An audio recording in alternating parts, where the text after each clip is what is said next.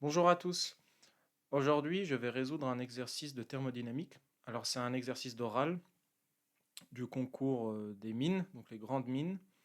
Et donc voilà, c'est un exercice intéressant. Encore une fois, cet exercice euh, fait partie voilà, de cette liste d'exercices où il est nécessaire de bien connaître les notions de sup sans forcément avoir des notions de spé très avancées. Donc voilà, c'est un exercice assez intéressant. Donc eh bien, je vais commencer par lire l'énoncé. On y va. On considère le cycle diesel réversible constitué d'une transformation isobare où le volume augmente de V1 à V2, puis une transformation adiabatique où il augmente à V3, puis une transformation isocore et enfin une transformation adiabatique qui le ramène vers l'état initial. On pose alpha et bêta. Calculer le rendement de ce cycle et calculer numériquement ce rendement pour alpha et bêta donnés, le gaz considéré étant un gaz parfait diatomique. Alors, euh, pour commencer, alors, la méthode à suivre, c'est de commencer par tracer un diagramme PV, un diagramme de Clapeyron. Euh, Ça permet de poser les choses et c'est naturellement, je pense, ce qu'un examinateur demandera euh, au candidat. C'est assez naturel et donc voilà, c'est quelque chose qu'il faut pouvoir faire et il faut pouvoir expliquer la forme de la courbe. Donc voilà, on va commencer par faire ça pour pouvoir bien poser, bien identifier les différentes étapes. Là, il y en a quatre en général, c'est tout le temps ce qu'on a. Dans beaucoup de cas, disons de manière générale, 3, 4 ou 5 états différents dans un cycle. Donc voilà, l'idée c'est d'identifier chacun de ces états, comment passer de l'un à l'autre, les numéroter ou leur donner un nom, je vais les nommer A, B, C, D par exemple. Et donc ça va permettre ensuite de faciliter la résolution, ça permet de bien introduire toutes les notions nécessaires et donc ça va être très utile par la suite pour pouvoir résoudre le problème. Donc pour commencer, le diagramme de Clapeyron. Alors, j'ai noté diagramme de Clapeyron. Donc, pour commencer, alors, je vais représenter là, ici. Voilà. Donc là,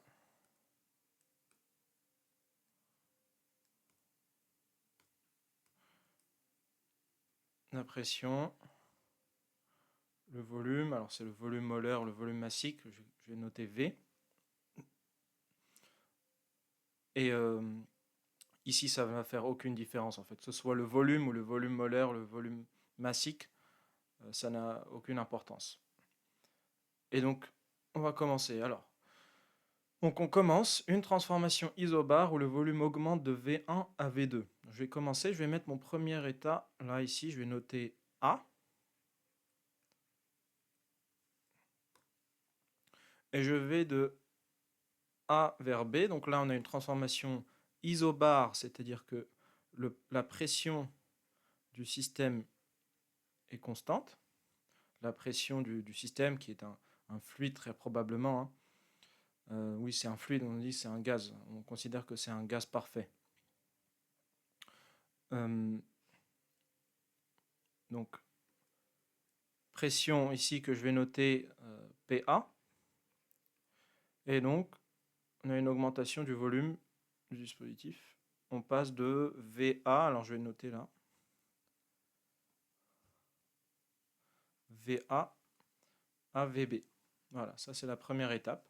Ensuite, le volume augmente de V1. Alors, pardon. Ici, on nous donne déjà V1, V2. Donc, je vais respecter les notations de l'énoncé. Comme ça va être plus clair. Voilà. Voilà. Voilà. V1. Par souci de clarté, je vais noter les points 1, 2, 3 pour être cohérent avec les notations V1, V2, V3. Moi, j'aurais eu tendance à noter A, B, C, mais c'est vrai que dans beaucoup de cas, on utilise ces notations-là. Donc, je vais noter la première étape ou le premier état du fluide, état 1. Là, ici, pour la pression, j'ai noté P1. Ici, donc, on est à l'état 2. État 2, pression P1, volume V2. Ensuite, une transformation adiabatique où il augmente à V3. Alors, je vais simplement pousser le 2, le représenter au-dessus de... Voilà. Alors, comment est-ce qu'on passe de l'état 2 à l'état 3 ? Alors, je vais mettre là. Ce qu'on sait, c'est que on a une transformation adiabatique. Alors, ici, la transformation, elle est adiabatique et réversible. Donc, pour un gaz parfait, ce qu'on sait, nous, c'est que PV à la puissance gamma est égale à une constante dans le cas d'une transformation adiabatique réversible. Voilà. Donc, en utilisant cette équation-là, eh bien, on peut écrire P, la pression, comme une fonction du volume, donc de la manière suivante. P de V égale à une constante divisée par V à la puissance gamma, où gamma, c'est une constante positive qui est très souvent plus grande que 1. Donc voilà, ça va ressembler à une fonction qui ressemble à une fonction inverse, mais un peu plus incurvée. Donc là, je vais avoir ça, ici. Là, j'arrive à l'état 3. PV puissance gamma égale à constante. Ensuite, il augmente à V3. Donc là, on a une augmentation du volume. Alors ici, voilà, je n'ai pas représenté assez grand. V3. Puis une transformation isocore. Donc là, on a une conservation du volume. Ici, je vais mettre ici l'état 4. Là, isocore. Et enfin, donc là, ici, on se retrouve, ici, on a la pression P3, ici, la pression P4. Et enfin, une transformation adiabatique qui le ramène vers l'état initial. Alors, encore une fois, on a une transformation adiabatique réversible. Réversible, c'est dit dès la première phrase de l'énoncé, un cycle diesel réversible. Donc, toutes les transformations sont réversibles. Et donc, on passe de 4 à 1. Comme ça. Alors, peut-être le faire un peu plus incurvé. Voilà. Et ici. Pareil, ici, on a PV à la puissance gamma égale à une constante. Donc voilà pour le diagramme de Clapeyron. Alors, il y a un petit détail qui peut paraître un peu louche, c'est le passage de l'état 3 à l'état 4. Alors, pourquoi est-ce qu'on n'aurait pas une augmentation de la pression ?